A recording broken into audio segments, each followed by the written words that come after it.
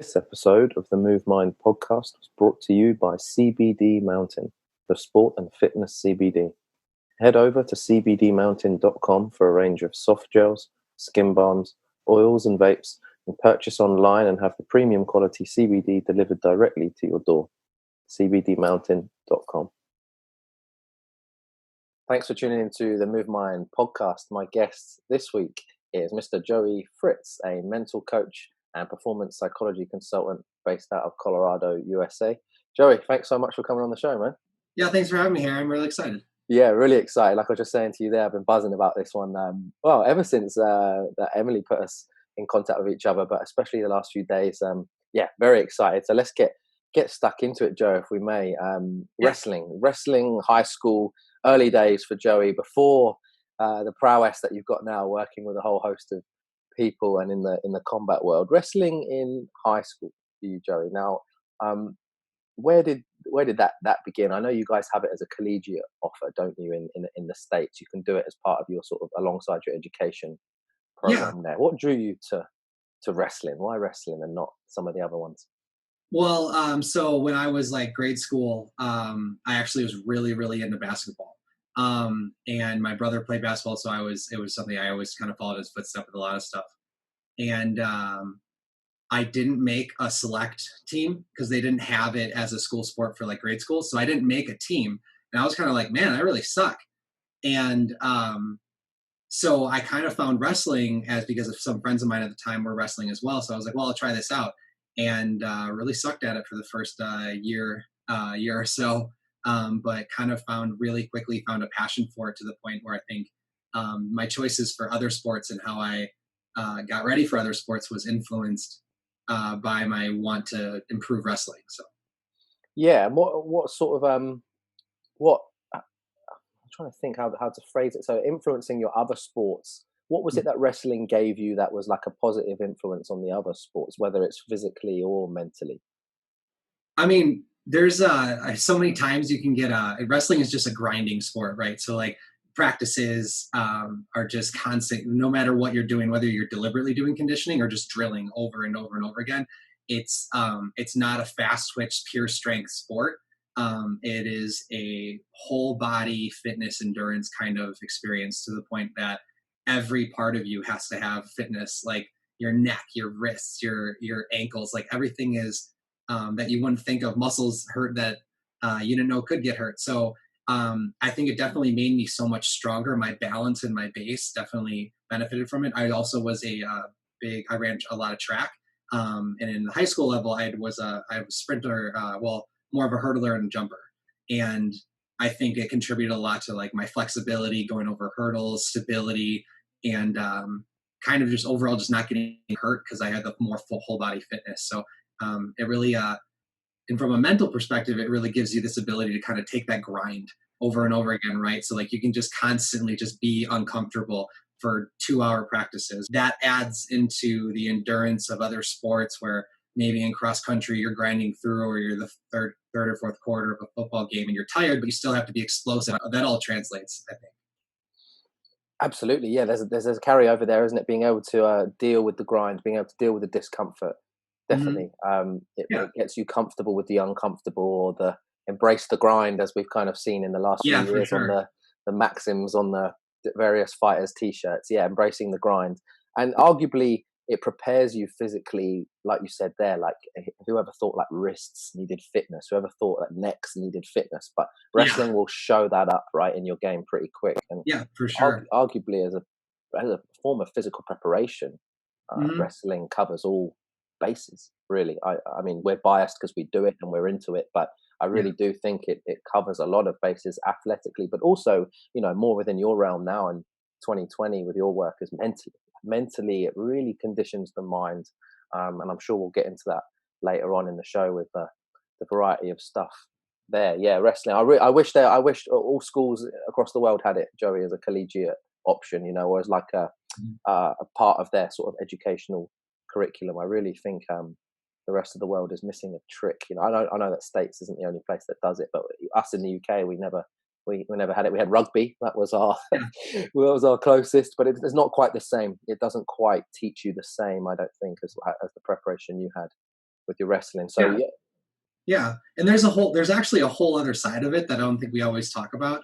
And there's this idea called motor competency. And it's a huge part of youth development, whether kids participate or don't participate or continue to participate in sport, and how that there's like the pro-social development around that. And so a sport like wrestling is so proprioceptive, in that you have to like bring your legs are a part of it so much more than other sports, like where you have to know what your hands are doing and your legs are doing and where your hips are and where's your back, and your neck is like your head and your neck is another appendage. And as you know, in like jiujitsu, that's not taught as much.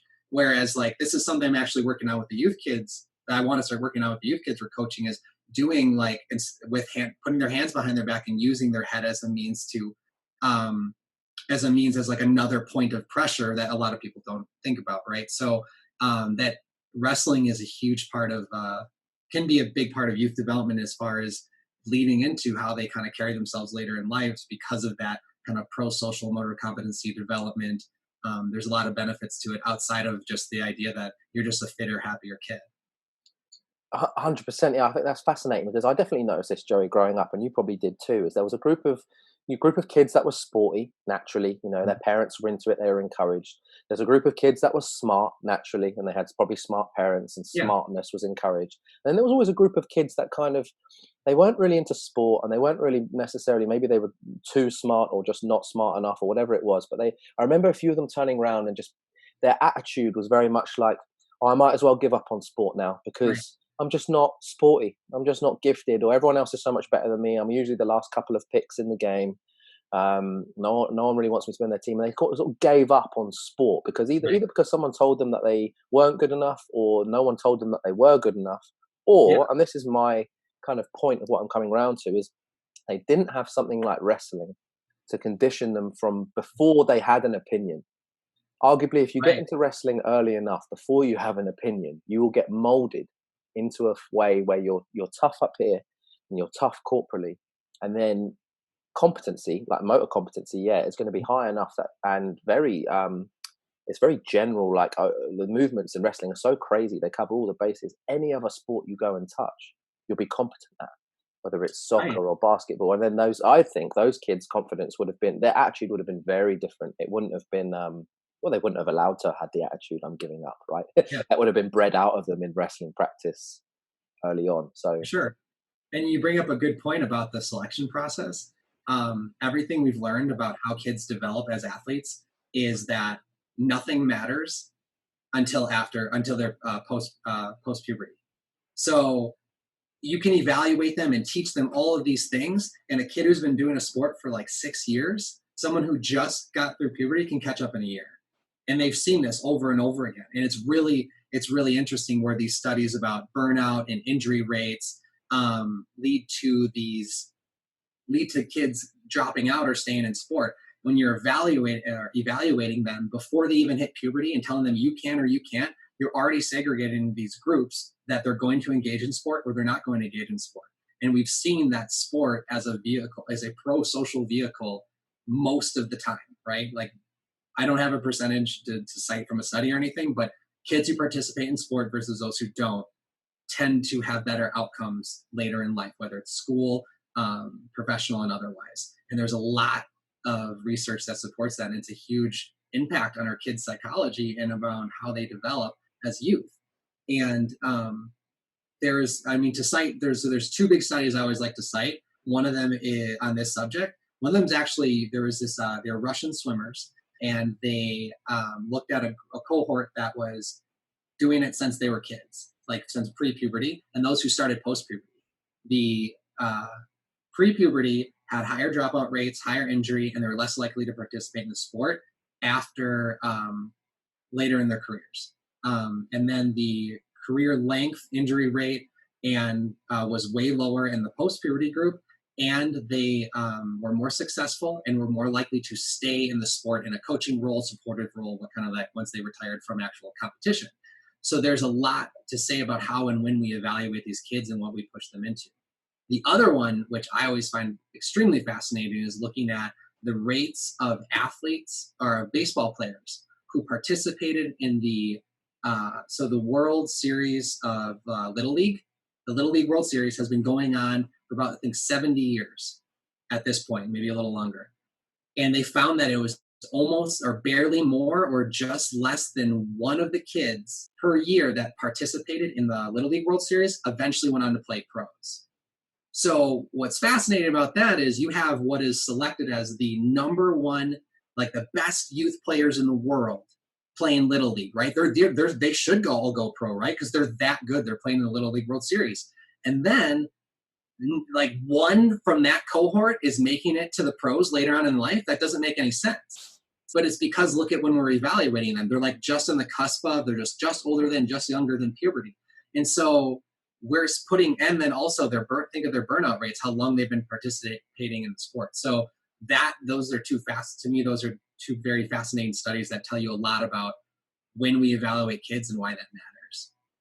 Yeah, absolutely. Yeah, it's very interesting. The psychosocial kind of elements to that. I know in the long-term athletic development kind of Gambetta model, there's a lot to be said for not specializing in sport too young with kids. So getting them to play actually multi-sport models and then specializing later. I definitely like to see on a global scale the multi-sport model to include wrestling as a strong foundation. I really think that would carry. Because there are some 75% of NFL players played multiple sports. I think it's at least that. I think it's higher, actually. I could believe it. I could totally believe it. And arguably a similar metric of UFC belt holders wrestled and probably also did multi-sports. Yeah, arguably when you have wrestling as a foundation and you play other sports don't feel as difficult because you've just done the hardest sport you're ever going to do. And so you have the confidence to go into anything else, I think, sporting wise. And then that's really interesting about the puberty division line. Very interesting. Very interesting that. Now I know after your sort of high school endeavors, Joey, you went into the Marine Corps. Is that right? You served in the Marine Corps. Was that something that you did straight out of high school, or what was the sort of timeline there on that one? Yeah, I signed up. I signed a contract while I was still in high school, so I committed then. So so right after high school. Right after high school. Okay, fantastic. And again, I sort of similar question for you, Joey. What was it that drew you to want to go into Marines? I know it's quite a boyish thing, isn't it? 15, 16, you think, I want to toughen up now. I'm going to go and, sort of serve. A lot of my friends made a similar decision at that age, about 16, 17. I think in England, that was the legal age you could then go and pursue sort of registration for service. What was it that kind of made you want to go, you know what, Marine Corps? Yeah, so family has a long history of participation in the military.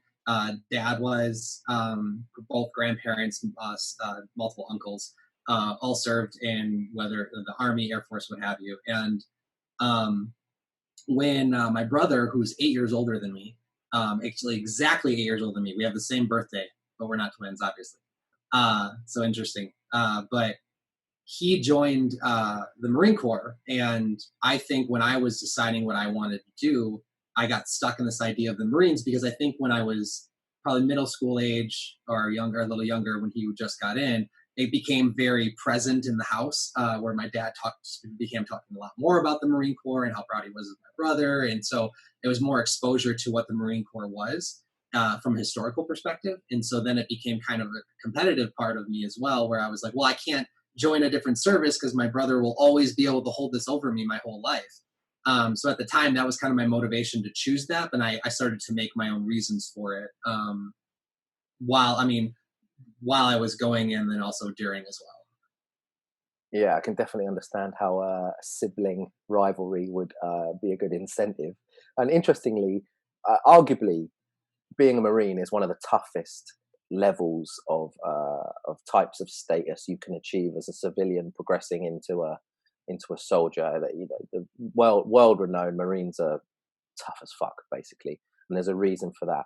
Do you think you were given confidence then that you could also be a Marine because you'd seen your brother do it? Because not a lot of people would go, I think I could handle that. When they hear about selection and the stuff people have to go through to get into the Marines, a lot of people get put off. In England, the campaign is 99.9% need not apply. Yeah. That's the marketing campaign in England. But you felt like you had you could, because do you think that's because you saw your brother do it?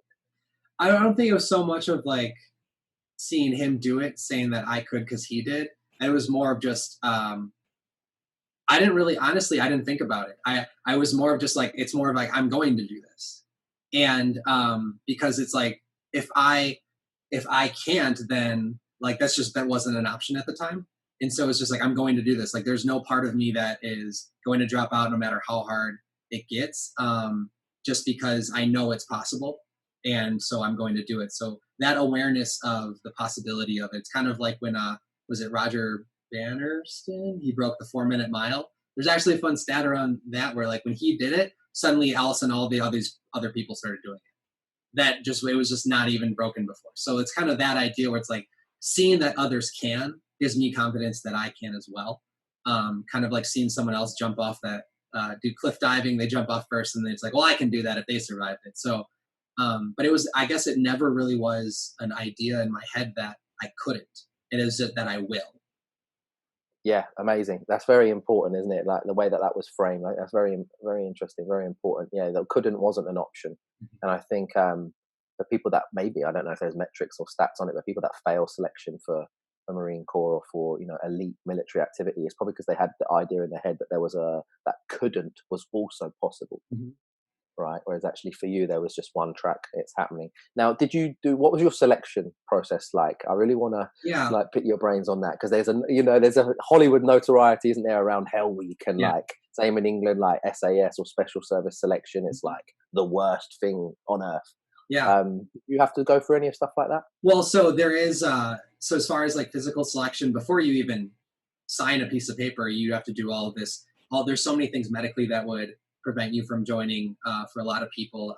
Certain test scores, obviously, when you take what's called the ASVAB, it's just like it's almost like a mix of a college entry, like ACT, SATs in the US, and a little bit of like IQ testing mixed in together to create this like military entrance exam.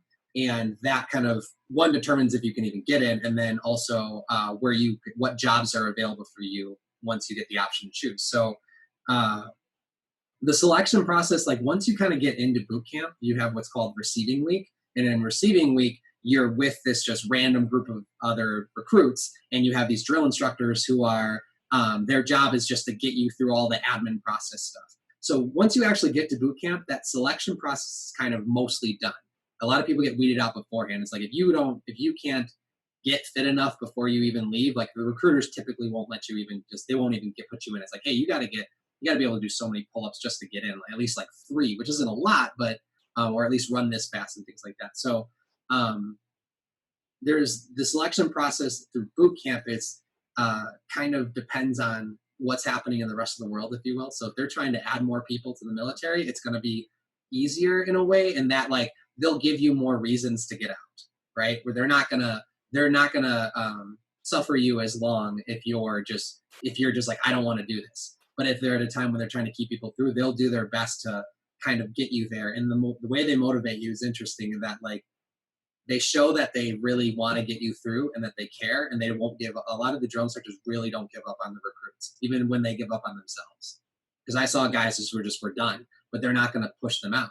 Now there's a certain level, obviously, of people cracking that they'll be like, you just can't, or like, you're never going to get fit enough, or you got hurt, unfortunately, and you get pushed out. So I would say a lot of like chronic injuries can happen just because of the amount of grinding that they do. So if you don't show up with any type of athletic background, you're kind of putting yourself in a bad spot to start. So yeah, 100%. Did you have to do any formal training, like physical training, to even get in through selection? Did you set yourself up with training programs, or were you just good enough condition just from your sporting and your wrestling and stuff to kind of handle it? Well, I think sport alone, the sports I did really got me ready and in shape. I was, so I think my senior year, I actually switched from football and ran cross country instead, because I wanted to get in better distance shape. And also because of wrestling, I was lighter than I would have wanted to be for football, because I cut weight for my weight class. So I stayed smaller instead of getting big for football, because I've always kind of believed in this idea of being more efficient in your size rather than just getting bigger.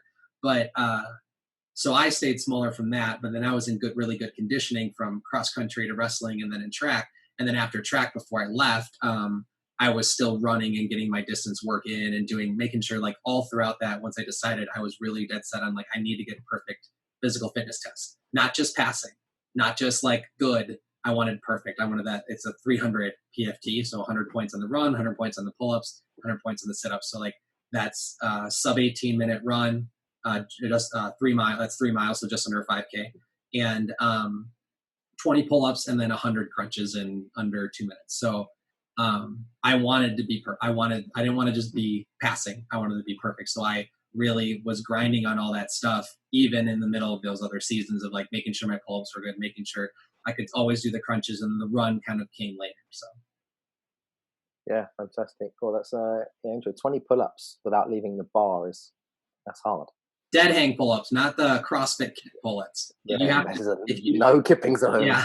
If your arm doesn't completely lock out, your elbow doesn't fully lock out when you go to the bottom before you start coming back up, they won't count it. They don't count that as a rep, right? Any like sway in your body they can look at it as a kip.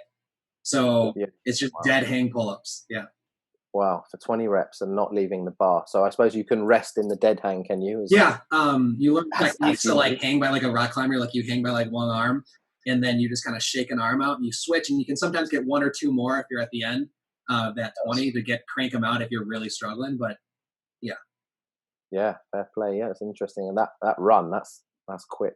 That's pretty leggy. I can see why you switched to cross country. That's smart. A bit of prep. Yeah. Yeah. Yeah, absolutely. And is it more of a Hollywood kind of myth then, Joey, that there's a psychological breaking down of recruits and then a rebuilding of them to make them into the soldiers that the state wants? Does that happen, or is it just that the selection process just weeds out the people that aren't already mentally and physically strong, and then you're left with this selection of people who are, and then the kind of, you don't need to break them down and mold them really much more. You just need to kind of fit them into their roles and let them carry on.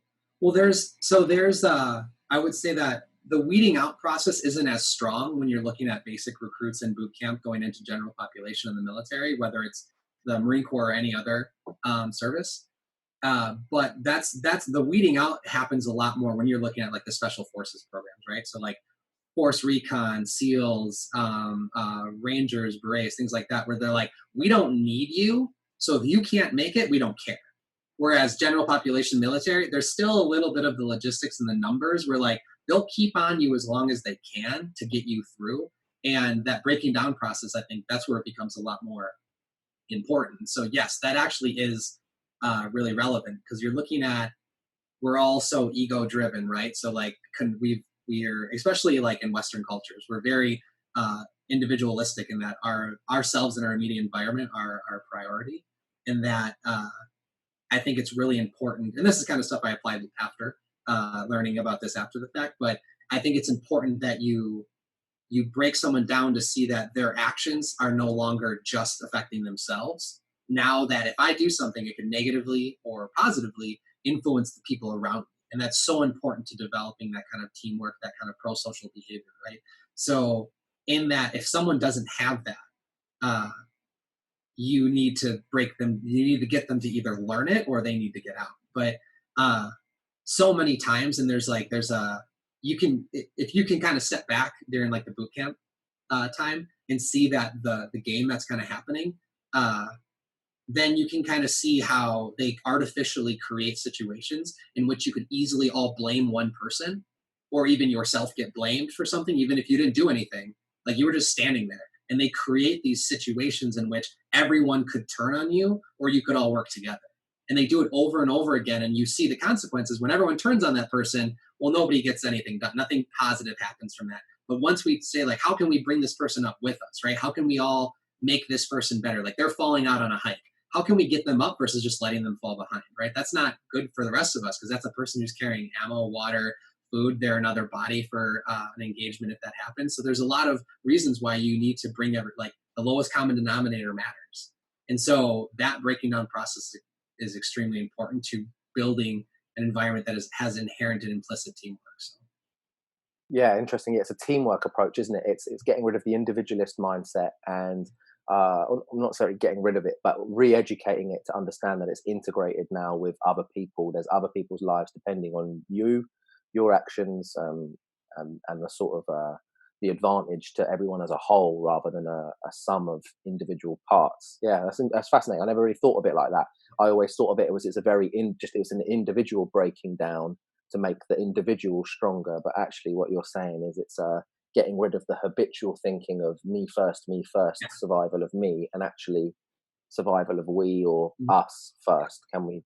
Well, Yeah, it's like how the whole I personally I hate this term, but I'll use it as an example. When people say they're hangry, it's like just because you're hungry, it doesn't give you an excuse to be a jerk to everybody else. Like you can't suddenly just be a bitch or an asshole to everybody around you just because you're hungry. And using that as an example, like if you only like when you're hungry, if you become very selfish and you're just like I need to eat first, right? That doesn't add value to an entire group who all needs to be fed and has to have the energy to do whatever the next task is, right? So the whole idea of like those good leaders make sure everyone eats first before they eat, right? So everyone gets a serving and make sure everyone's eating before I get something. So that term hangry is this reflection of our Western kind of individualistic culture, selfishness, and then the opposite of that is this breaking down of the pro social side of yeah, yeah. Very interesting. Now, I know as part of your service in the Marines, Joe, you went out to Afghanistan. Is that right? it. Yeah.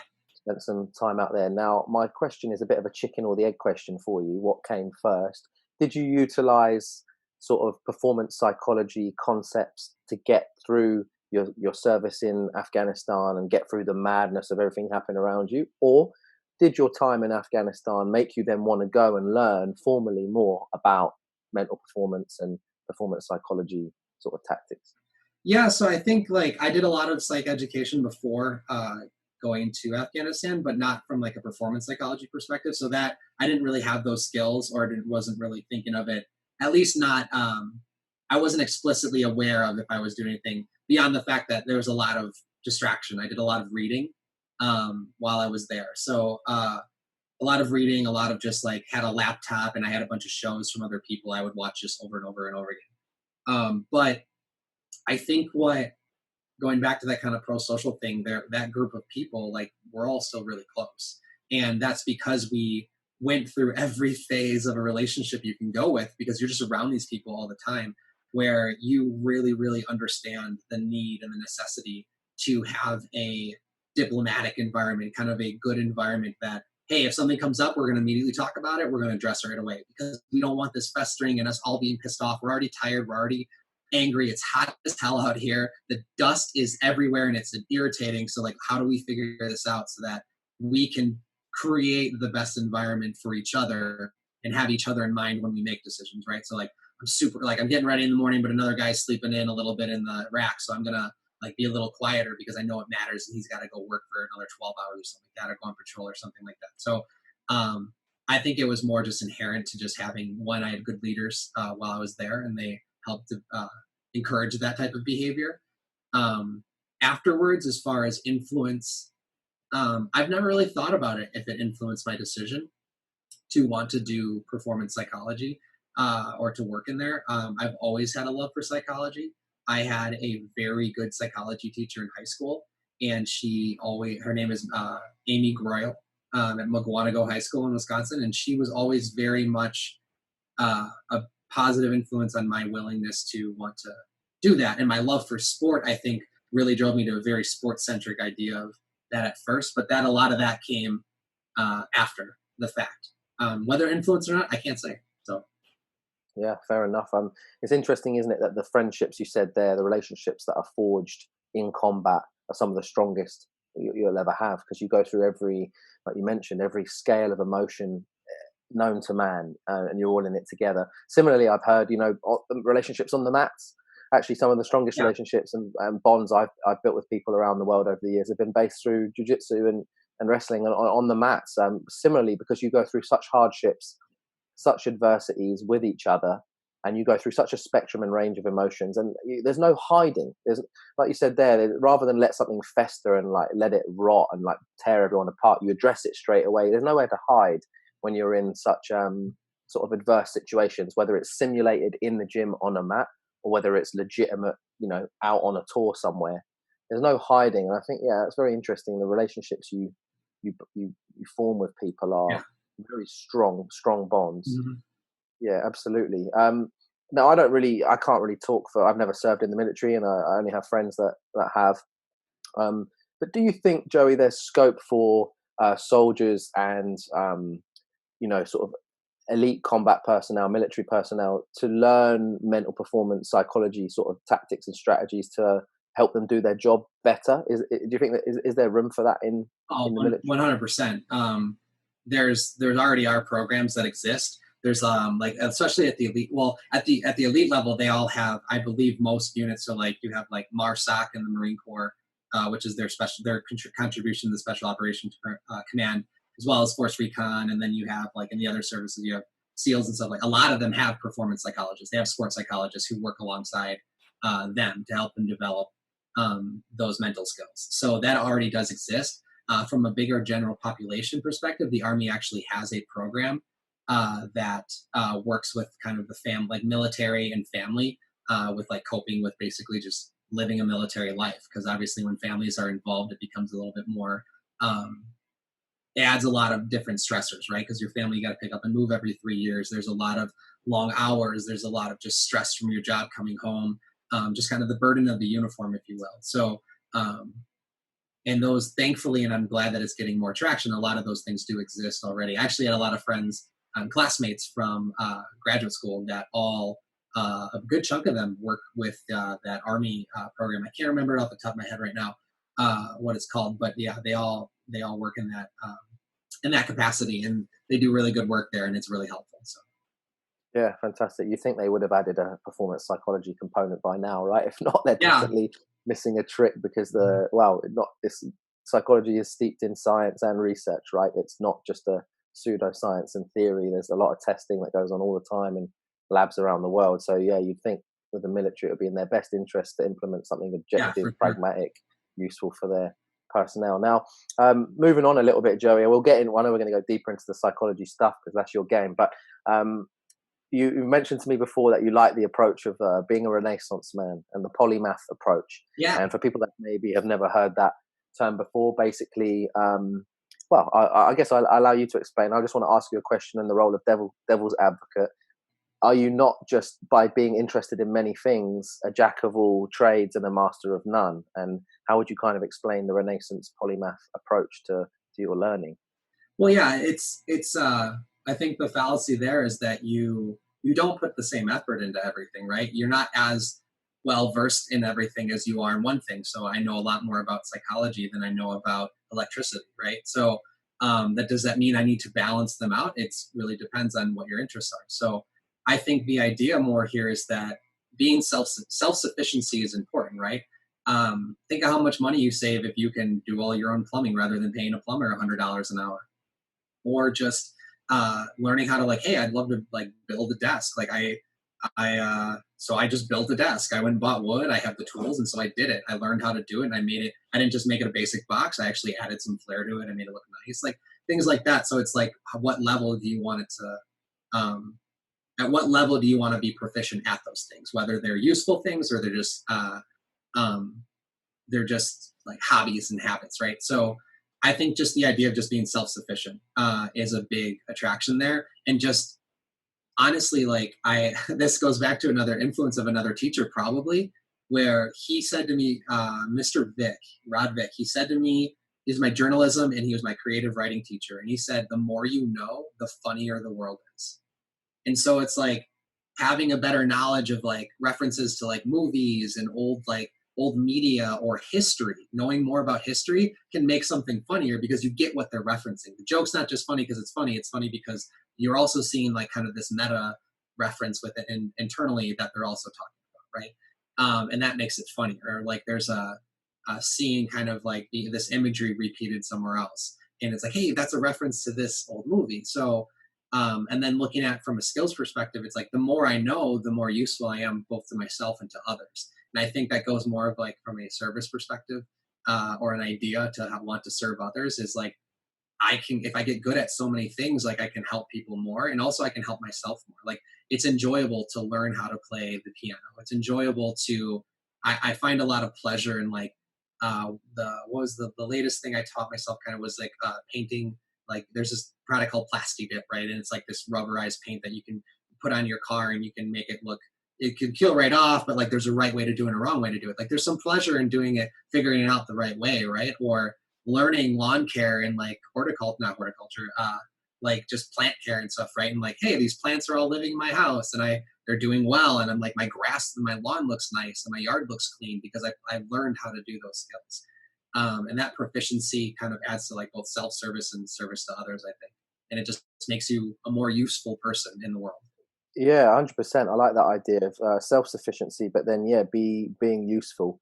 Phrase I've always liked by George Herbert, who's supposed to be the father of modern parkour, was "Be strong to be useful," Mm-hmm. and I love that. I think that's exactly what we're kind of touching on here, isn't it? Is have skill sets under your belt to be of use, whether for yourself, for your family, for loved ones, or for strangers. Yeah, how you are just more useful. It's true. Now, with your approach, let's take woodworking as an example, Joe, because I know you you built the desk, which is sick, and you mentioned to me last week that you learned to do woodworking, and you built some stuff, and you've gone for it. Now, when you're breaking down a skill, yeah, let's take for example, Joey wants to learn woodworking. He hasn't got any woodworking skills yet.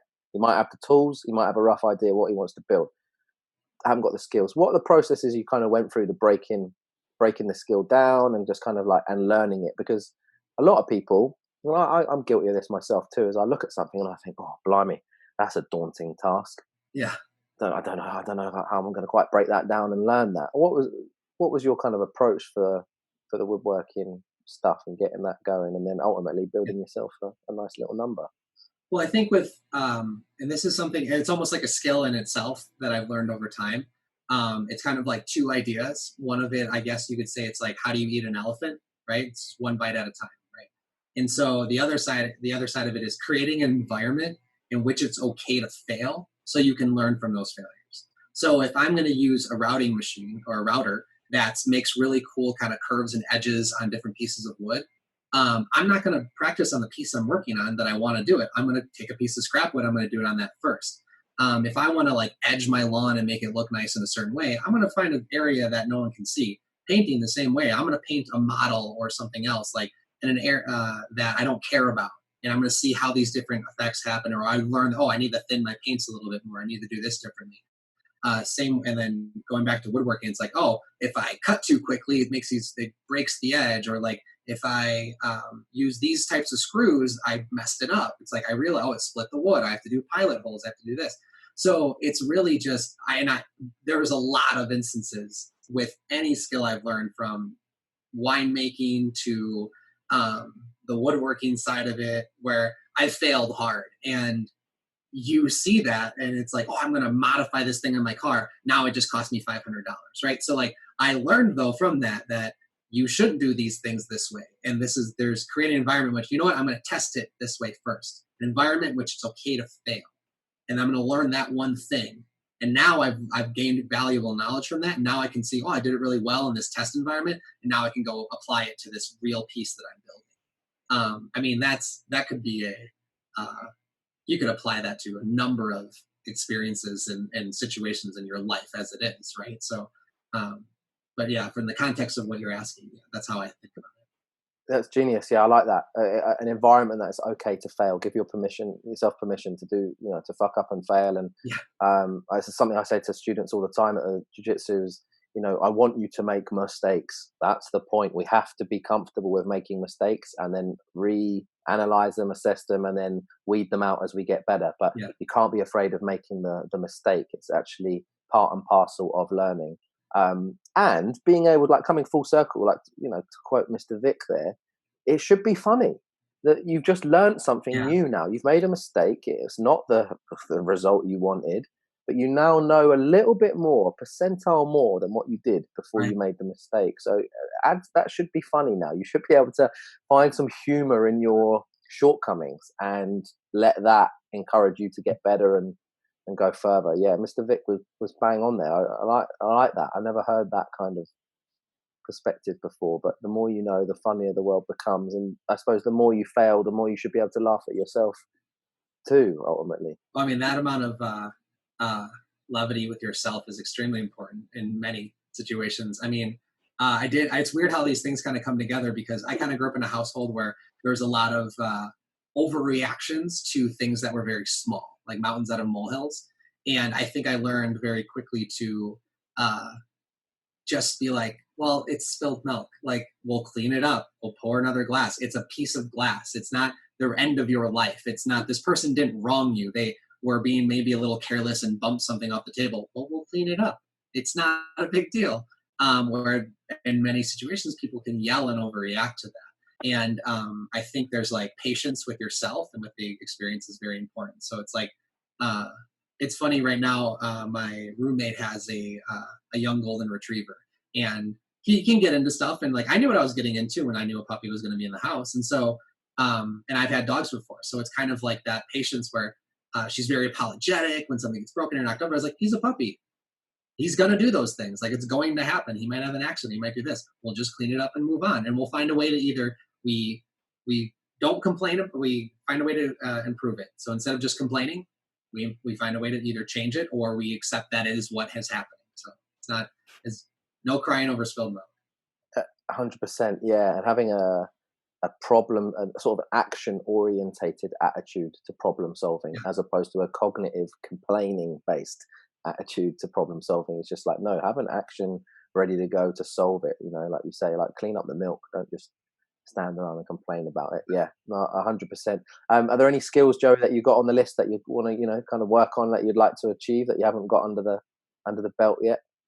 I mean, I have picked up and stopped playing piano so many times, and it's kind of one of those instruments where the skill that kind of like it tapers up very quickly. It's very exponential, and it goes from like learning basic chords to like now do this. And you're like, that's way harder. Now what took me 5 minutes now takes me an hour. Now that takes me days and weeks of practice to get this one action, or learning this, marrying up this music theory with these hand movements, right? And learning to use all 10 fingers and memorizing this entire keyboard. So it's something I constantly work on and I want to get better at. I mean, what other skills? I mean, I have too many hobbies, I like to say, but I think it's a skill, and this is something I actually encourage a lot of my clients to always do. I suck at journaling, and I force myself to do it all the time. I either completely forget, or I'll look at my notebook and be like, I don't want to write something down today. And it's so hard for me. I think I'm of the age where I grew up with computers, right? So I still just like typing is faster, but I also know I've also learned that writing is much more impactful, right? Because there's so many more senses engaged with writing script with pen and pencil than there is versus typing, right? So journaling is something I want to get better at, and also just creating schedules and kind of having more space for calmness versus always rushing from one task to the next. Like space for nothing, if that makes sense. Being better at scheduling for nothing. Yeah, absolutely. Yeah, making space. That is a subtle life skill, which I'm only just starting to crack into the surface now too, Joey, is understanding how to make room, create voids so that other things can bubble through. Mm-hmm. Josh Whiteskin actually talked about it in The Art of Learning, and some other podcasts that I heard him on a few years ago, and it just completely blew over my head. I was like, what on earth is this crackpot talking about? He's obviously on another planet. And then literally, like, I think I was watching an episode of The Midnight Gospel, which is on Netflix. It's Duncan Trussell's new psychedelic cartoon, and the visuals are crazy, but the conversations that they've overlaid to the animation are very, very, very poignant. And he had I don't know who the guy's name was on there the other day, but he was obviously some sort of meditation practitioner or teacher. And I thought, oh yeah, here we go. It's probably going to be a bit woo woo. And he was talking about making space in terms of silence. So just making space for sound, and then making space for like contemplation and other stuff. I'm going to butcher it if I try and paraphrase what he said, but I know exactly what you mean. It's a very subtle and arguably quite a mature practice, I think, in one's life, to be able to create voids in order for other things to come through. So yeah, it makes sense for what you're saying. Now I know on the Renaissance thing, that jiu-jitsu is also part of your life, and it's one of the skills that you've got, arguably a very important life skill as well, that you've got in the bag, and you're continuing to practice and train. What was your sort of jits journey like, Joey, like getting into it, and like when did that kind of start for you? Yeah, I mean, I think I've always had the desire to get back into martial arts or some type of like that kind of like contact sport, if you will, or practice. Post kind of high school, I did wrestle a little bit when I was in the Marine Corps at the collegiate level, just at like club level, if you will, or like open tournaments and stuff. But still got some of that in, and I kind of desire that more. I've always enjoyed it, and so what was interesting was I started working for this startup after grad school. And there were these two martial art coaches or teachers, if you will. There's Cody Donovan and Christian Allen. They own this gym, High Altitude Martial Arts, and so I would see them all the time at this place, and then I would talk to them about. Oh yeah, I used to wrestle, and they're like, oh, you should like come in and take classes. And I think learning a little bit from them at the facility, which had a mat room, and then being like, okay, I'll start showing up for classes. And it kind of started was like trickle. And I was like, then I kind of got like, you get that bug after the first couple of classes, like this feels familiar. I really enjoy this, to the point of I was like going to competitions again and doing kind of the open tournaments. And so it's been a couple of years now, been going at it. And now it's become a very big part of my life and just a general involvement in the martial arts community. It's kind of interesting how that brought me back. And it was kind of that itch to get back into that kind of sport. Into grappling, into that kind of competitive thing. And I think as you get a little older in age, the sports that are available to you, if you will, or the competitive spaces in your life kind of get smaller and smaller. And I think jiu-jitsu, martial arts in general, is our lifetime practices. And it's something that was like, I really am glad I got gravitated towards this, and I got exposed to the right people who are great people who are still part of my life, and it keep me motivated and keep me a part of it. So it's not just no longer just a practice, it's part of my life, and it's important. So Yeah, arguably where jits becomes for everyone that gets past the white belt level, as it becomes a part of your life. You realize that it's a part of your life. It's not just a practice now. It's a cornerstone. Now, for me personally, I mean, I'm not as tough as you, Joey. You've gone through a lot more crazy things than I am. But for me, I actually find jiu-jitsu one of the hardest things I've ever done. Jiu-jitsu and wrestling together, I find them very just difficult. Wrestling, especially grinding. Are there any things that you find difficult about jits? And if so, like, how do you kind of go about dealing with those difficulties? Is there elements of it that are hard? I know you love it too, and you wanted to get after it, but surely there must be some parts of it that are hard for Joey too. Well, I guess I would call it, like, the idea would be that it's so omnidirectional, if you will, where like wrestling in itself is a difficult sport, but there's a certain plane of movement that isn't as either utilized or as important or relevant, right? So once you're on your back in wrestling for the most part. But in jiu-jitsu, now you add this, like you add in, now you have these, you can be totally offensive from your back.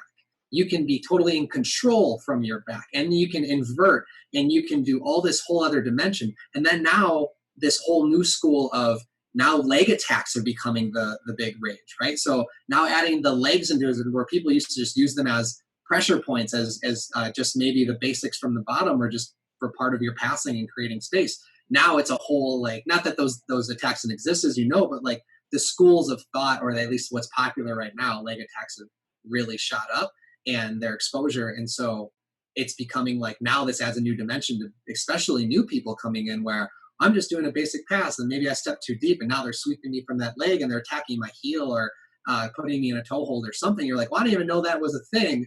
And I'm not even the belt to be able to do that in a competition. And those people are being exposed to it maybe at a different level. So this like omni-dimensional, more than three dimensions, right, is what makes it way more, way harder. Whereas in wrestling, you can be attacking somebody and controlling them.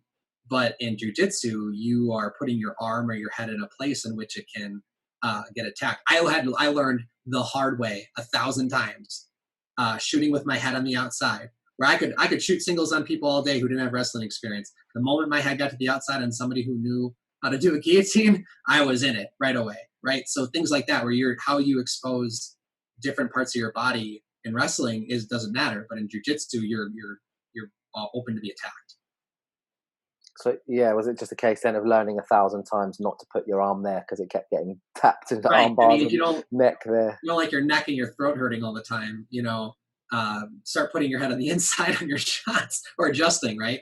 Making those adjustments, being aware how you keep your head tight, where you put it, like those little things that aren't as important in other sports or other competitions. So, Yeah, fascinating. Yeah, and I love that with jits is it's got it has a safe failure environment built into the practice inherently, right? Like you were talking earlier about creating environments where it's permitted to fail yeah, in order for you to gain confidence, to gain new skills on the Renaissance kind of meta approach. Jits has that, and arguably you put your arm somewhere wrong 1,000 times and you tap yeah, and it's sore. The 1,001th time, you ain't going to do it anymore because you've made that mistake and it's been ingrained in the learning. Yeah, the omnidirectional thing's very interesting with jits. You're right. Where wrestling ends, jiu-jitsu begins almost. yeah, in a Um, lot of ways. yeah, in a lot of ways, and I think actually like combining them both together is arguably what we call kind of grappling is the future. I think because they each complement each other and they each defeat each other as well in certain ways. So Yeah, for yeah, sure. hybridizing the two together is definitely I think the way forward. Right. Yeah, it makes sense to me, man. Yeah, that's how you're gonna deal with the difficulty in terms of omnidirection is just repetition, repetition, repetition, Yeah. and being okay with tapping out right to the mistakes that you make. That's the beauty of our I mean, sport. think of how that translates then now. I think the next level of that is throwing in the MMA aspect, right? Where now these positions in jujitsu that you just got good at, now when you start to throw striking in, you can get hit in all these positions. You're like, I didn't know I could get punched here when I could used to be able to hold somebody here. And so like that, it's almost like I had this conversation with a guy the other day, and he's like, it's a different sport. Like you can't even think of it's not MMA jujitsu, it's MMA. Like it's a different kind of where those aspects of jujitsu add benefit. You can expose yourselves in other ways because now you can get kicked and kneed and punched. So Yeah, that's the way where it's evolved to, isn't it? Now, yeah, is the MMA approach, which again, like you say, it's a different sport. I'm fascinated personally with the evolution of grappling into MMA, or when you include striking, what changes. I think that's very interesting, and everyone should research it a bit if they do grappling based sports, because it will show some of the holes in the system that they're learning, which arguably every system has, but also some of the advantages too, and how it can be evolved arguably to be even more effective. yeah, Yeah, yeah, fascinating stuff. Now, I want to get into a little bit about your running days as well, because I yeah. know not only have you been in the Marines, not only have you wrestled since day dot, but you've also done Boston Marathon twice, I believe. Mhm. He's a Yeah, savage. I qualified for it 3 times, and I've ran it twice. Wow. Okay, so this is going to be a bit of a stereotype, Joey. So forgive me, but here's what I've noticed with running over the years: there's people that like it, and there's people that hate it. All right, it just seems to be there's two categories. There's people that are maybe of the body type, Yeah, they're of the leaner body type, and it suits them more. And then there's people that are chunkier, and it doesn't suit. Or, and this is what I want to get into a little bit more, is psychologically. There's people that like the repetition of taking strides and going for hours, and that kind of clears their mind. Or there's people like myself on the other side of the bench, where they can't stand it, and they're almost like they're running and everything, like they're forced to confront everything cerebrally, and all they want to do is finish the run. yeah, Um, are there any kind of like performance psychology tricks for the latter group? And I'm biased because I'm in it, of yeah. people that don't really like running, how they can, I don't know, change the way they frame it or view it into like maybe enjoying it a bit more.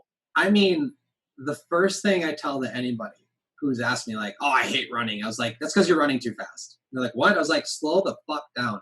Stop trying to run every mile as fast as you can and just last as long as you can." One, that's terrible cardio practice, right? So like you're only working anaerobic. Like you're just going as hard as you can. You're only going to get muscle breakdown. You're not going to get any lung cardio performance from that. Not much, but the other side is just slow down. Like stop trying to run so fast, and also learn how to run well. Right. So like a lot of people are uncomfortable when they run because they aren't warming up properly. They just start running. They aren't doing anything to learn the actual like um, biomechanics of running well. They don't think a lot of people don't believe, or not that they don't believe, but they aren't aware that there are good biomechanics to running. They just, oh, I'm just going to go jog, right? It's something I know implicitly how to do, which is true. Humans actually evolutionarily, like we are very implicit runners. Like running is a big part of what we're able to do. But there are right and wrong ways to run, and everyone's biomechanics are differently. So, and what you do growing up and what sports you do and stuff are going to influence it. Like a lot of soccer players, they do have a lot of side to side arm movement, which is very inefficient for running distance over time. So really, honestly, just focus on your breathing, slow down, focus on macro movements so the micro movements get better. So like the biomechanics, and just use that as your space to have nothing for a while. Use it. Have a deliberate. I think having a deliberate, like with anything, deliberate practice, right? So having a deliberate reason why you're running beyond the fact of like, well, I want to lose weight or like I just want to get better cardio. It's like this is my this is my hour of the day that I give myself to do nothing. I'm just going to run with or without music if you want to do music, whatever. But getting used to running without music is so calming and relaxing. It can be, and the other pieces have to come, the slow running too. Yeah. So I think there's little ways to help people, new runners. Absolutely. Yeah, I might try the non-music thing. I'm definitely a music fan, probably because I try and drown out the torture that I feel like I'm putting myself through, which is arguably the wrong kind of frame. Yeah, you're already starting off. Yeah, already started off in the wrong one, aren't I? Did you ever hit the wall in the marathons? The sort of notorious the wall. Did you ever hit it? And if so, how did you kind of like get through it or deal with it?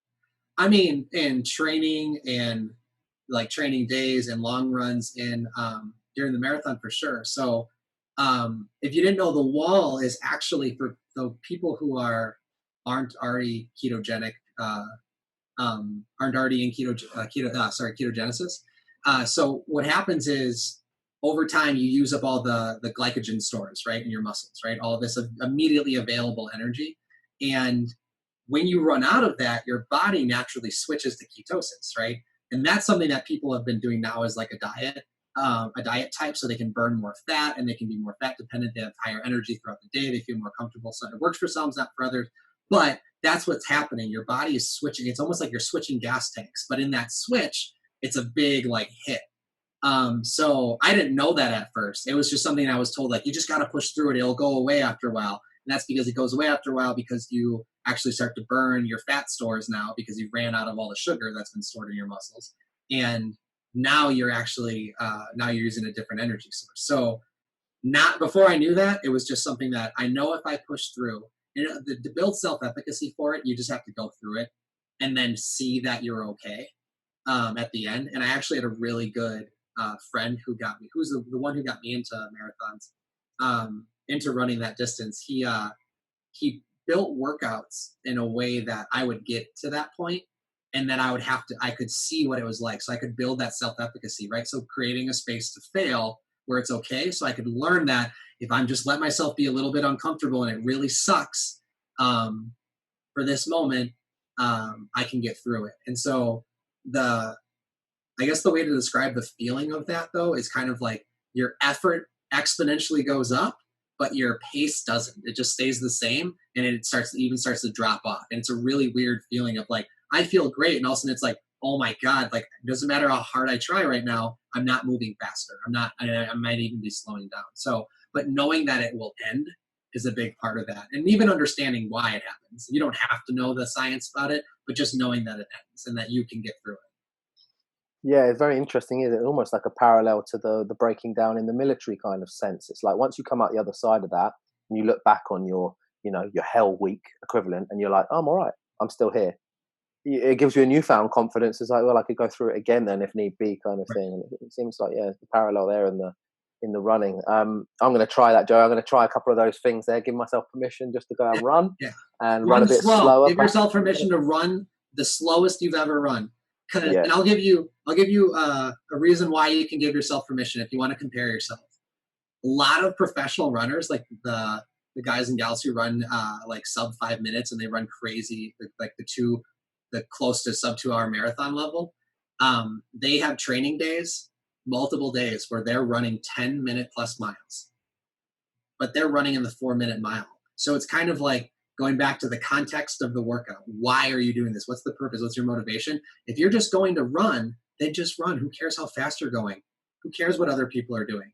Like, or how fast they might be moving. Because if you want to be faster, you'll never get faster if you just run until you quit. It's just not going to happen, right? Yeah, absolutely. That's not the way you structure progressive improvement by hitting flat out. It doesn't work like that. You have to incrementally build over time, don't you? Yeah, 100%. Joey, meat and potatoes of the show. I've been absolutely buzzing to ask you these kind of questions now. We've gone through the lead up to it, and they were all really important stuff, and there's some really good nuggets there. So thank you for articulating those, because I know they'll be super useful. I myself have already taken away a few little bits and pieces in my mind. So yeah, brilliant. But let's get into your work now, Joey, with your performance psychology stuff. So you got a T-shirt on there. For those that know, that's quite the heritage and the prestige attached with that name. Could you just explain a little bit about Elevation Fight Team, where they are in the world and what they're kind of known for, just sort of roughly? Yeah, I mean, so Elevation Fight Team is it's in Denver, Colorado, and they've been really good the last few years, just build a reputation of creating very well-rounded fighters. There's a really great coaching staff that has kind of their own philosophies of creativity, and I think taking the freedom to kind of develop things in their own way rather than strictly adhering to an idea that well, this is how they've always done it, so this is how we're always going to teach MMA. This is how we're always going to teach jiu-jitsu and striking. And now it's a Muay Thai focus, it's this focus, it's whatever. And I think they have that variety. And I think it's one of those phenomena where you put enough of the right people in the right space, and those ideas start to resonate versus compete. And I think that's what's in my mind. So with self-disclosure here, I haven't really been involved, at least as a fan of watching fighting for very long. It's really only been since I've been working with this population and since I got back into training in the martial arts because of Christian and Cody. So and so I'm starting to see more and talk to more people and get exposure here. I know I am biased, obviously, because most of those fighters I work with are on Elevation. But I think I'm starting to see why they're finding a lot of success right now. And I think that's part of it. Yeah, fantastic. Well, arguably you're involved with one of the best teams, one of the best fight teams in the West to be working with. So yeah, it's fantastic that you landed on your feet there. And I know it's not without merit or hard work. You've taken a long time to get yourself there. I wondered, Joe, if we could perhaps do like rough kind of like case studies where we could maybe go through a couple of athletes and sort of sporting personnel that you've worked with, and just kind of roughly like maybe unpack a little bit of how you've worked with them. Because I know performance psychology, a lot of people are probably thinking, well, what is it then? Is it just being better at what you do? And I know it's so much more depth to it than that. The brain is such a fantastic thing. Perhaps we could, I don't know, maybe go through like with some fighters, or I know you've worked a little bit with like trick-based sports athletes like snowboarders and that, and even the right through to the motorcycle, the racing world, which is something that we're both into as people as well, is hooning and riding quick. Maybe let's go through, I don't know, maybe starting with a fighter or something. Maybe we could go, what was the rough issue at hand? And how do they work with you, Joey, to then kind of, dissolve that or, beat that kind of internal problem and then come out the other end? Yeah, so I would just start with the idea that so what performance psychology is, it's just another different type of mental practice that contextually I think you would mostly apply to like the idea of like sports psychology, right? The reason why I emphasize performance is because I haven't just worked with athletes, I've also worked with comedians, I've worked with people recovering from injury. And I've also worked in the capacity of a counselor with eating disorders. And so to give context, the best example and my favorite example to use is I've had a conversation with a fighter, and I've had a conversation with a patient who has an eating disorder, where this patient was walking into a meal and this fighter was talking about going into a fight. And in those conversations, they both had anxieties about the consequences of failure, the fears of what could happen, the unknowns. What if I fail? Even what if I succeed? Fear of success. And all those anxieties, to me, I think I started to connect the fact that a lot of the practice of psychology itself is the context will change, the content will change, or the context will change, but a lot of those skills can be generalized, right? And each one of those people is also on the other side of it, they're individuals. So when I'm talking to The fighter, I'm not talking to the fighter. I'm talking to that person as a person. And so who is their performance as a person? So what they might be dealing with in their camp, in their cut, in their fight, in their performance might also translate into the rest of their life, right? So if they're having issues in which they're not, say, let's say from like interpersonal problems, right? You're not communicating well with your coaches. Well, they might not be communicating well in their relationships or with their family, and they might have an inherent problem there. So what I want, and what I always encourage, is that the skills and the things we talk about translate into the rest of their life. So you aren't just a good mindful practitioner of striking or jiujitsu, Muay Thai, whatever. You're also a mindful person in your relationships with your significant other. You're mindful in your actions of how you sit through a meal, how you engage with your friends and your family. And then it becomes both habitual and inherent to your person. If someone can't be good at those things in the rest of their life, it's not going to translate into who they are as a fighter or in any context in which they try to perform, right? So your relationships are a performance. Your job is a performance. Your sport, those are all different contexts of performance. This right now, I was nervous to do this. And this, to me, this is a performance. And I'm sure that you might feel this too every time, the recording is going.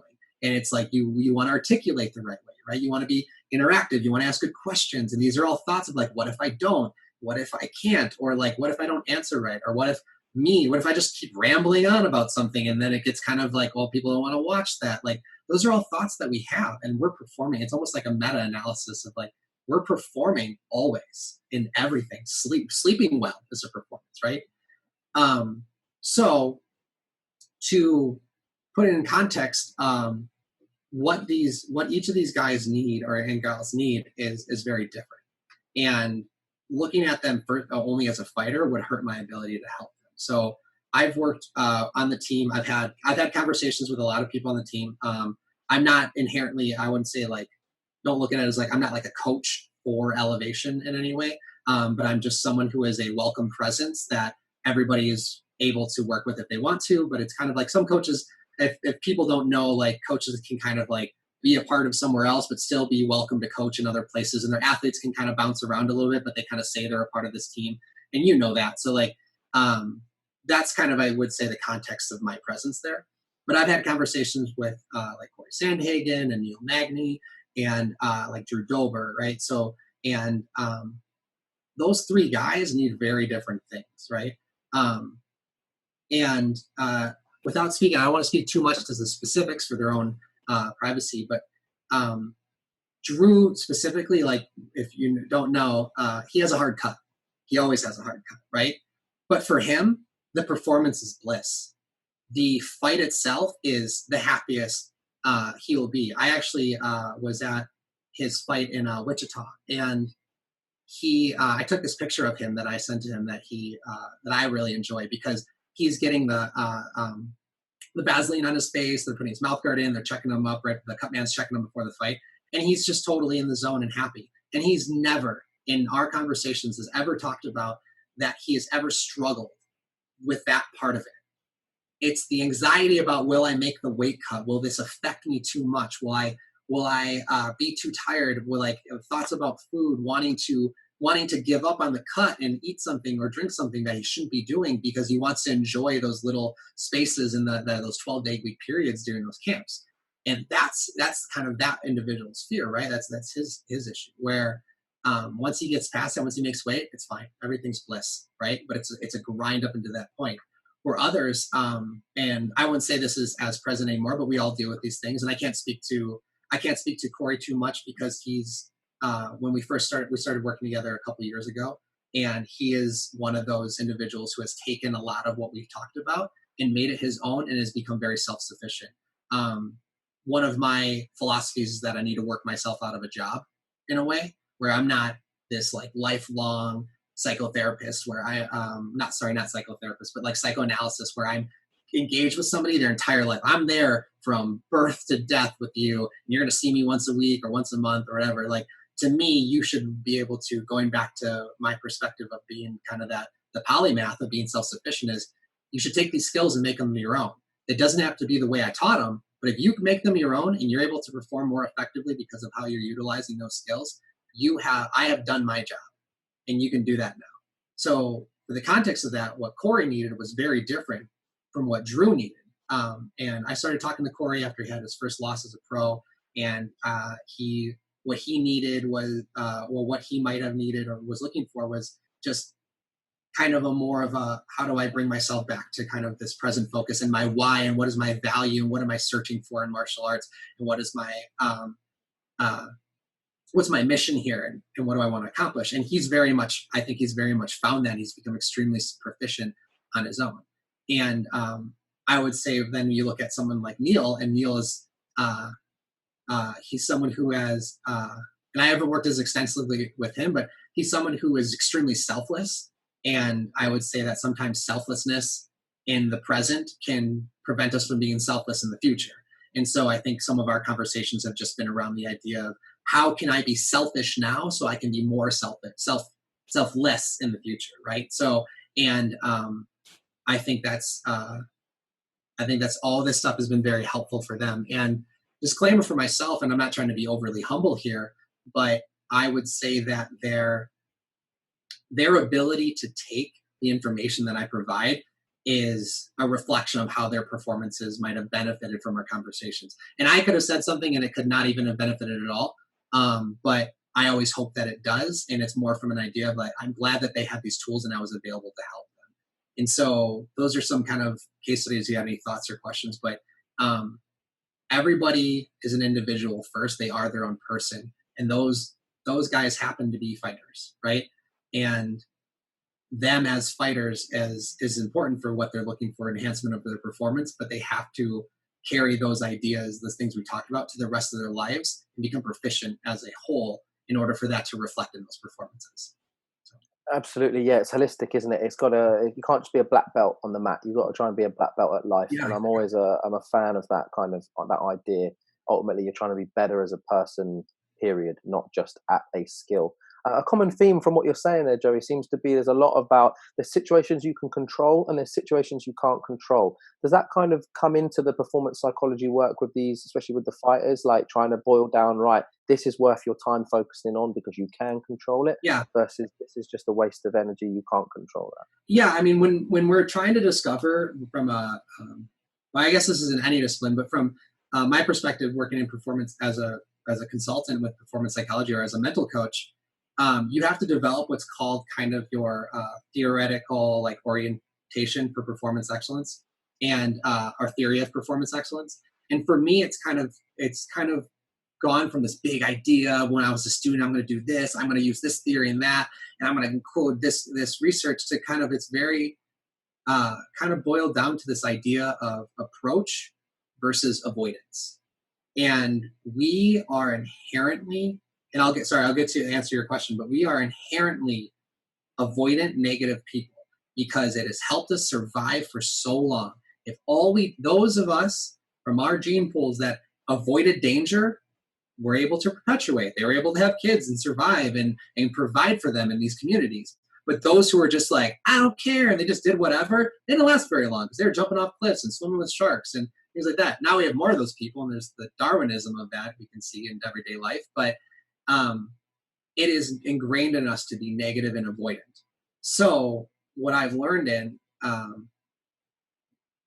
is that you have to teach what should we approach, right? Rather than what should we avoid. There's 1,000 things that are outside of your control that you're going to be thinking about. Whether you're walking into the doctor's office, whether you're going to be the doctor doing the surgery, whether you're a fighter walking into a fight, or you're walking into the mat in the gym, or you're going on a first date. There's 1,000 things, thousands of things that you could be thinking about that are outside of your control, or even that might be in your control that you don't want to have happen, right? All the things, I don't want to look dumb, I don't want to mess up, I don't want to get hit, right? But if all you're doing is focusing on not getting hit in the face over and over again, it doesn't leave a lot of cognitive space for you to think about what you want to have happen, what you want to achieve. And so you have this idea that I am avoiding all this stuff, and why am I not performing? Well, it's because you're so focused on what the other person is doing, which is outside of your control. You're so focused on the noises in the crowds and what other people are yelling that if you can start to remind yourself to return to, okay, what do I want to have happen? how am I going to do it? Like, this is what's happening. This is what I want to have happen. This is what I'm going to do to achieve that. I think that you will, in so many contexts, start to find more success, because those of avoiding all of the things you can't control is never going to allow it to happen. It's kind of like when you're first learning to ride a bike and you're coming up to these poles, right? You just got off the training wheels and it's like, I don't want to hit that thing. So what do? You stare at it and then you hit it. And you know this riding motorcycles, one of the first things they teach you, look where you want to go. And I use that example all the time because you're staring at the ground because you're trying to make sure you're not too low, or you're making no, you look through the turn. Where do you want to go? I want to go through the turn. So look that way, right? You can't look behind you the whole time because then you're going to hit something in front of you. So it's just look where you want to go. Where do you want to go? What are the actions that are going to get you there? Versus I'm trying to put all my fingers in the dam to stop this water from gushing out, and I'm trying to avoid this flood from happening. Well, why don't you just walk away from the dam? Why don't you just go where you want to go, where it's safe, right? And I mean, I could just come up with 1,000 metaphors, but this idea of simply approach versus avoidance. What behaviors get you closer to where you want to be versus trying to get farther away from where you don't? Because what you find is, going back to the getting the punch in the face part, I don't want to get hit in the face. Okay, what do I want to do? I want to hit them in the face. Well, good striking inherently involves slips and counters and other types of movements that create opportunities for you to hit them and then also prevent you from taking as much damage. So that approach philosophy actually does get you away from all those things you can't control, all the things you don't want to have happen, but it creates more space to accomplish what you do want to do. Yeah, fascinating. Absolutely fascinating approach and avoidance. I can attest to that personally, Joey. What you just mentioned there actually happened to me. I was on a jits promotion back in the UK called Battle Grapple. Shout out to those guys. They're still going strong, hopefully, after all the COVID madness. And I think it was my second or third time on the show. It was my second time on the promotion, and there was a small crowd of people, and they're streaming it out and stuff, and enough pressure to make you shit yourself. But not so much that you completely debilitated. I quite like that atmosphere. And I went to go against my opponent, and I shook his hand, and I was like, fucking hell, he's strong. And the world just fell out of my ass. And all I could think about for the entire match was, don't lose. You can't lose. And fucking hell, this guy's strong. And surprise, surprise, it was a draw, the match, but actually I think I lost because I didn't do anything. I just froze, and I played to not lose rather than playing to win. And what you talk there about your cognitive capacity being full, my brain was so full on focusing on avoidance that the approach units, there was no units to use. They were all used up on being avoidant. And I locked up. I forgot what jiu-jitsu was, basically. I had a few lucky escapes, and to be honest, I got out with the skin in my teeth, and they called it a draw, but it wasn't. It was a loss in my mind. So I can definitely attest to what you're saying there. Man, I wish I'd known about the approach and the avoidance before going into that, because that's I totally understand what you're saying. Yeah, very, very interesting. So that's a little bit, I guess, about with the fighters a little bit. I mean, I'd love to even dive into some of those guys a bit more. But when it comes to something that's let's say, I don't know, like snowboarding, for example. I mean, I ride. I'm into trick-based sports. Skateboard. There, we talked about this last week. Board sports they're different. They're very different to combat sports and team sports. But you're not trying to dodge punches on a snowboard. Your life, unless you're doing some massive jumps, I suppose, your life doesn't feel like it's inherently under threat from another human. Yeah. What are kind of some of the things that come up with snowboarders when it comes to performance psychology that you've sort of worked with and are familiar with? I mean, it's kind of, in a way, it's very similar in that, going back to the approach versus avoidance idea. If you're, because I snowboarded as well and I've skied, and a lot of it's like where you look is where you go. And if you start doing park stuff and you're doing tricks and spins and stuff like that, committing to it is so important. And it's so important not just to complete the trick, but for your own safety.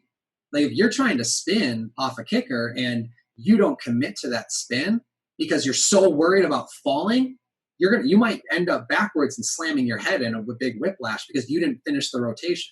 Because you're so worried about, I just tensed up and I can't, and I'm going to fall. I'm just like waiting for myself to not fall, and then you end up hurting yourself, right?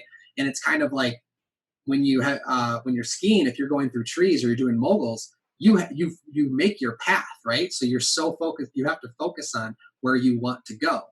And it kind of comes back to that idea of like, where do I want to go, and focusing on that versus I don't want to do this, I don't want to go too far to that side. It's like, where do you want to go? Look the path, right? When you're shooting those gaps, when you're doing those jumps, it's kind of the same thing. But yeah, it's I would say like that's where this kind of, like I said, the similarities kind of carry over, whether you're talking about, again, the eating disorders or snowboarding or fighting. So Yeah, yeah, very interesting. Look where you want to go. Yeah, that's very, very. You think it's obvious that, but it's not. In the heat of the moment, it's actually, there's so many other factors that can just swamp your concentration. Now, that seems to be like it's quite a focus based practice. You're working with people here to direct their attention to things, specific things, arguably things that they can control, as we've discussed. It's far more useful. Is there a part of training the brain to be able to focus like that, whether it's visualization or sort of one of the forms of meditation or stuff like that? Does that come up with your work to say, right, I can work with you, but you need to go away and practice now this for sure. approach? Yeah, I mean, it's just like when you build so they talk about like muscle memory when you're doing new motor skills, new behaviors. You build those when you do new motor skills and you learn a new behavior, a new move, or a position or something. What you're doing is you're myelinating those neural pathways, right, from my brain all the way down to that muscle. There's fatty tissue building. Every time I do it, there's more fatty tissue building up because it becomes the most insulated, the most efficient transmission of electricity, and then it becomes the dominant response now, right? So now instead of like think of it in the terms of like kickboxing, instead of reaching to block a kick, now I'm blocking up here, right? Like I'm creating a new habit versus reaching out or trying to do whatever, and that's bad. This is bad. This is better, right? So and same with jujitsu, learning like I had the old habits for wrestling, and I'm putting my head on the outside every time I do a double leg. And now if I turn my head I learned that, okay, I turn my head to the inside. Now my shots have changed and they become more efficient. So I'm not just taking someone down and getting choked. I'm taking them down and controlling them. In the same way that we build neural pathways and strengthen them and reinforce them for muscle memory, our cognitions follow the same type of principle. You have cognitive pathways that you build habits of thought, right? So we all have habits of thought. We've been trained and conditioned from all of our experiences throughout life that we have certain dominant responses to events versus others, right? So the idea of not crying over spilled milk, right? I knocked it over and it says, I laughed about it, no big deal. But somebody else who, when they were a kid, maybe they were yelled at every single time they did that littlest infraction, they're going to freak out every time something like that happens, right? So you can detrain those dominant responses and train up these new desired responses.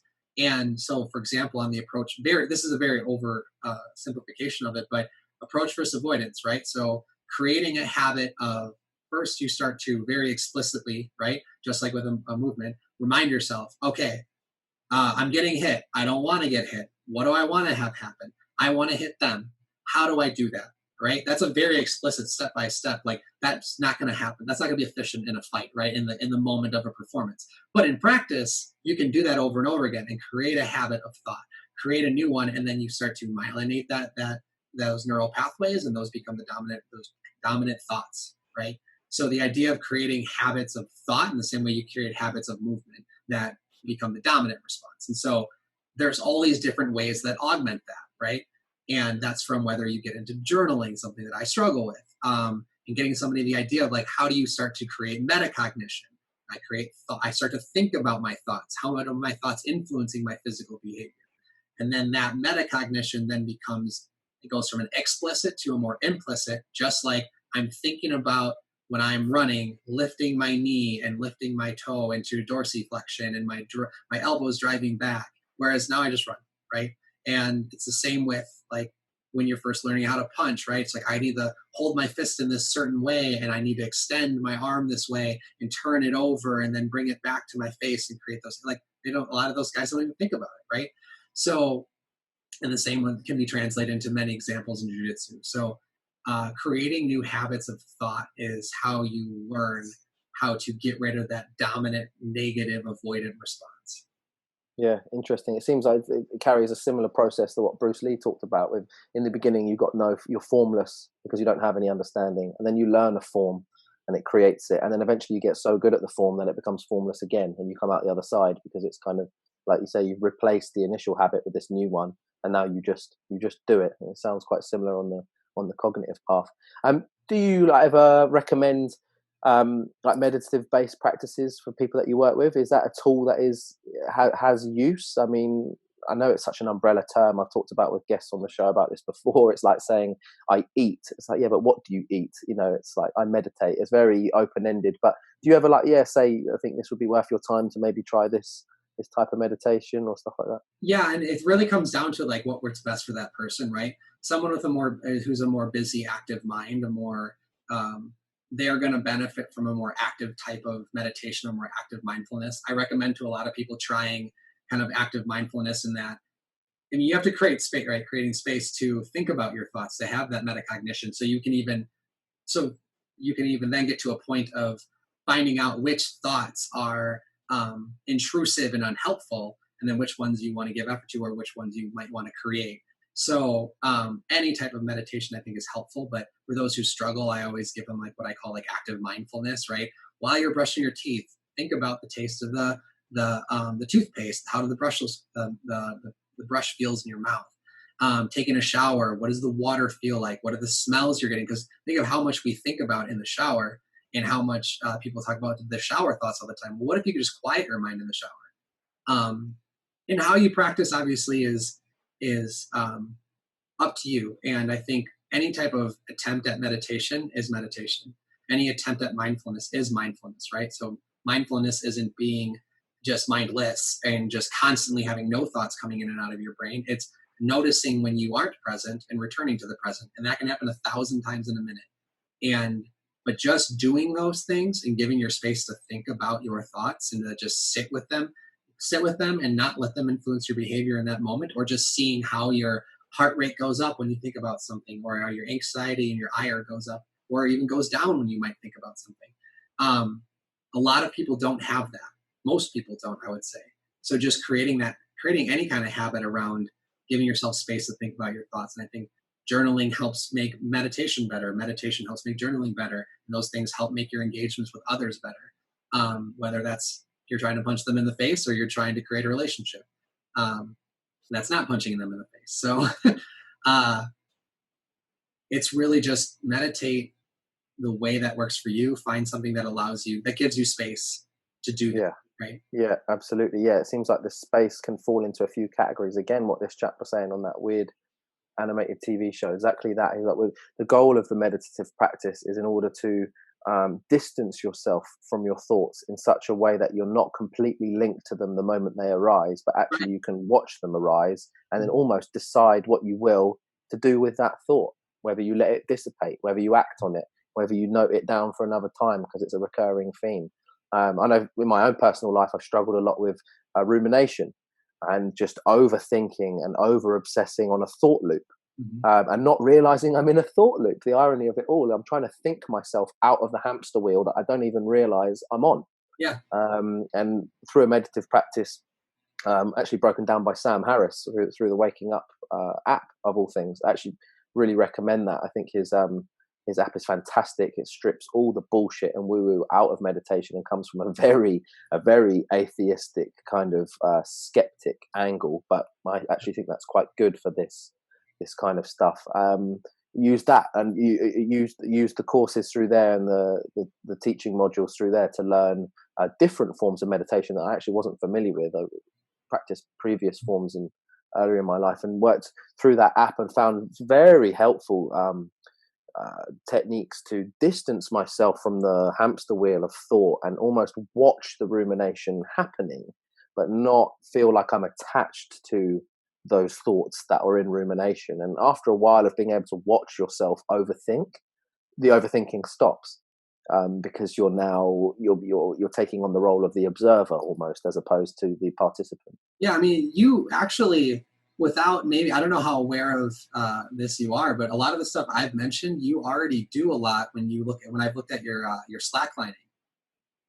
a lot of the stuff you have done with your slacklining, with the people you put through it, the little like 10-minute promo I saw of you doing that, you're saying a lot of the stuff that we're talking about right now, right? So like if someone's focus is on so much on worrying about falling off that, like they're gonna fall, right? If they can't quiet their mind enough and pay attention to the task at hand and not let those thoughts of falling influence their behavior, they're going to fall, right? So what they don't want to have happen will happen. And so you almost have to get into a meditative state to be able to balance so efficiently, especially in the beginning when it's so explicit and you don't have the little micro muscles built up to handle the little bit of sway or the slack in the line and the dust here and there, and your adjustment to your body, whatever.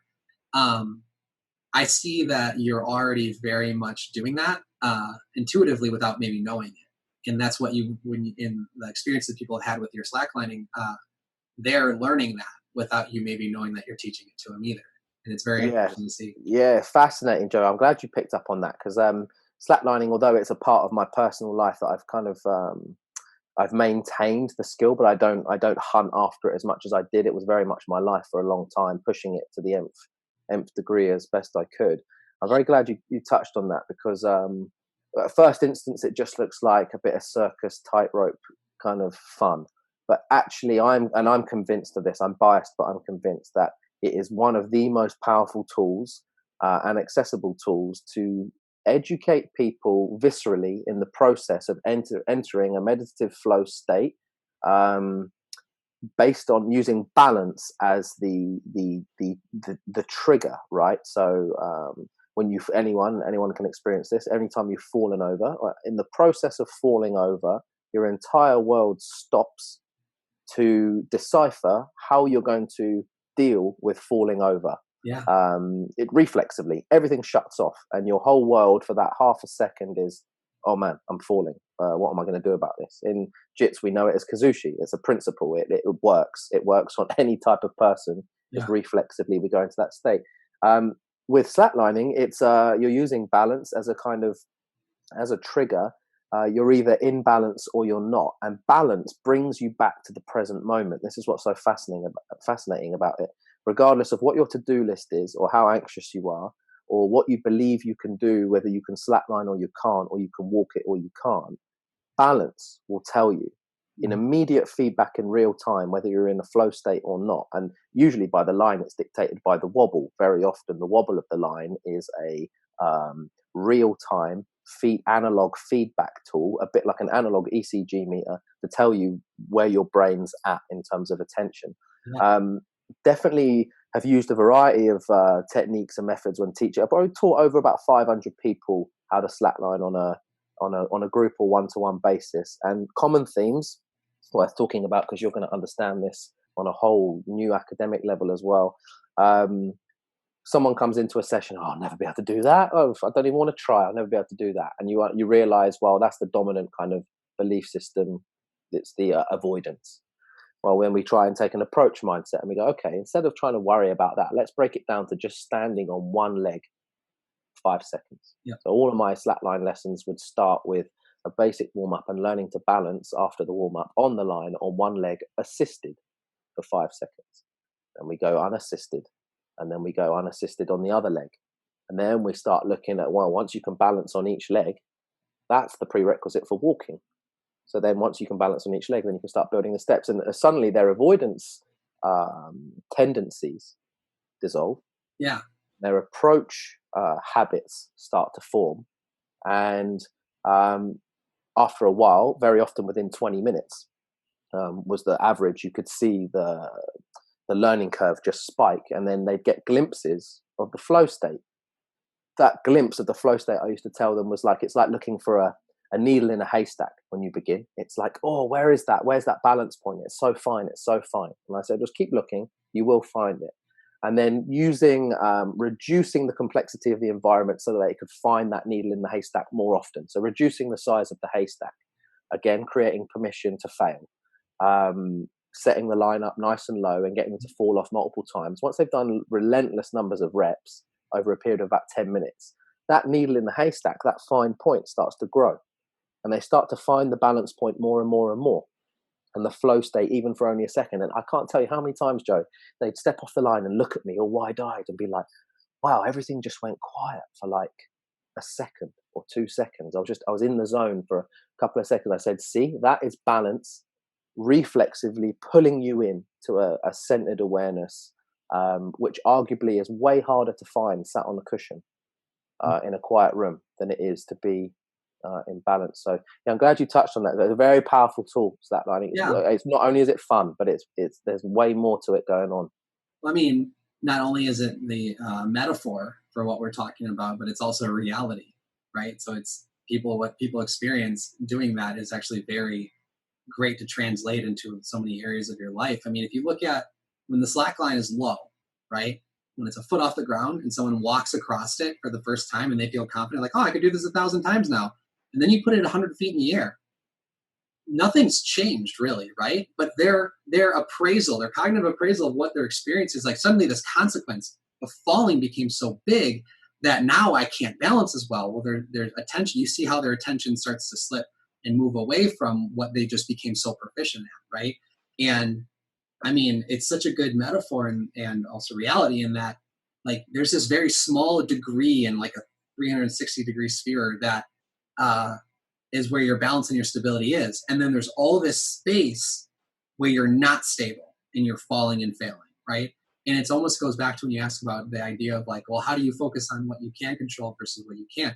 Well, what you're doing with slackline is a great example of bringing all of your attention on what is immediately in your control. And when your attention is on that, how successful you become at balancing. Yeah, absolutely. You're right. As soon as you move a line into the air, yeah, what you thought you had control easy over became really hard. just it became The very task never difficult. changed though, right? No, the task doesn't change. You're right. It's very it's exactly the same. It's exactly the same. What you need to achieve in order to walk from one side to the other hasn't changed as a skill set.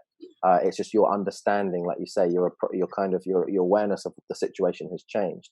One thing I noticed, like, sorry, just to Oh, no, say with the high lines, for example, why is it someone can walk across a high line and not freak out? Well, very often there's a couple of things going on. One is your breathing. You're actually regulating your breath in a deliberate manner. And I've heard this time and time again from other people who are far more proficient at highlining than I ever was. That you're trying to decrease your adrenaline response and your fight or flight response using the breath. It's basically breath work, just with perceived consequences. You're trying to dial everything in using the breath. And then the second is basically what's your focus? Are you looking at the end and you thinking about smoothly completing each repetition of a step perfectly in balance and going with the environment? Or are you looking down and thinking, fuck me, this is high, yeah, or if I fall off it's going to be bad, and like yeah. it's actually just dialing in your breath, and again, where your head goes the body kind of follows. Look where you want to go. Slacklining is the epitome of that. Yeah.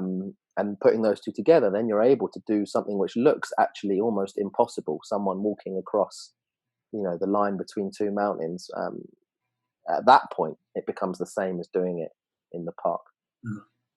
Yeah, it's very interesting. Sure. I mean, it's also a great analogy for pressure, right? I think I've said this to several people, especially when you look at the fighters on the team. Like, as you move up, it's like, why is it so much pressure for this next fight and this next fight and this next fight? It's like, well, the consequences become bigger, right? And I think the best way to tell them is like, the task is still the same. You have to go out there and outfight the person in front of you, and that could be a harder challenge. It could be an easier challenge, depending on the person and the matchup and what have you. But as you get higher up, all this pressure comes on it. But that pressure is artificial. You're putting it on yourself, and I always say, like, it's never going to go away. The anxiety will always be bigger. The pressure will always get higher the farther you make it in your career. And learning how to bring your attention back to the task at hand is the most important piece. Is what allows you to rise to the occasion. It allows you to perform at that level. It allows you to reach those peaks. And I think just those who either inherently learn it or maybe even have help are the ones who can, even though there's plenty of people who have the skill to perform at a champion level, don't make it there. And a lot of it maybe comes from that appraisal of the risk of the how high the line is, even though the task didn't change. Yeah, Agreed. Interesting what you said there, Joey. So memory. We know memory is somewhat flawed under pressure, or can be. Pressure can influence our ability to recall what we need to do in the situation, especially high pressure environments. I felt it with jiu-jitsu. I forgot how to grapple a guy. I was like, what on earth? Pure survival. Yeah. Stood on a slackline. I forget how to walk. Not even. I can't tell you the amount of times, Joey, I forgot how to stand up. A move I've practiced since birth, more or less, or since 2 years old or whatever. Couldn't even remember how to do it. Do you ever use the idea of triggers with your clients? So I'm just trying to think of maybe, so say for example, in the jiu-jitsu context, this guy's really strong, and suddenly I'm focusing on avoidance, and I might not remember in that moment actually what I should be focusing on is, getting to his back or something like that. Is there, when memory fails, is there a triggers useful for bringing you into a certain Absolutely. It could be everything from self-imposed cue words, actions where like you feel yourself kind of slipping into the panic state, and you do something to get yourself back into a focus, because you see a lot of guys that'll like move their hands out, they'll shake out a bit, they'll touch their nose, and it can be words, things you say to yourself, mantras that you have that you've built into a habit where they will come up at different times. And I also encourage a lot of like coaches to be involved with that as well, with the fighters, to, hey, tell them, you need to, athlete, fighter, you need to tell your coach what these triggers are for you, so that they can say it, so that they can snap you out of it when they see you. You actually, I loved the fact there was no crowd in Justin Gaethje's last fight when he beat Tony, because you can hear Trevor talking to him where Justin is grinning, just shit-eating grin. He's so happy and he's having so much fun. And then Trevor just like, hey, you got complacent last time. Remember what happened? And then you see Justin just calm, focused, came back to him. And he goes like, yep, twice. I got caught twice last time because of how I acted. And Trevor's like, all right, back to business. And all of a sudden, his whole demeanor changed, and he was clean and crisp again. And he didn't get wild and just start throwing to have just a throw down, right? He got back to work. And I loved that moment so much, because it showed you how important that relationship was to bring Justin to where, or just anyone to where they can be, and they know they can be, and they just need a little bit of a reminder, right? So in his enjoyment of that process, he needed a cue, he needed a reminder. Remember this? Okay, we'll come back. So not only yourself, but having others hold you accountable to those where you want to go, right? Those approach behaviors is a huge part of it. But yeah, behaviors, words, cue words, things like that. Yeah, very interesting, Joey. Yeah, I mean, myself with the jiu-jitsu realm, I remember specifically mentioning to my coach, I respond very well to technical cues.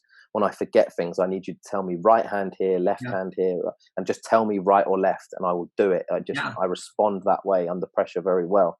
Being able to communicate with your coach, or actually just having a coach in general, I often find is very useful when pressure kicks in and you forget the task at hand. They can often steer, but especially when cues are specific or tailored to how the athlete responds to that information, like you said. Very cool moment in the Gaethje fight, wasn't it? Yeah. His whole state did change. Very good coach. That was a very experienced coaching moment right there. He's very good, isn't he? He's very, very good. Yeah, I really like his approach with letting the talents of the athlete shine, but also steering them in a way that's also going to lead them to success. Obviously, Gaethje is a fucking train wreck of a man when he comes to fighting, and he loves to just go for it and get into wild exchanges.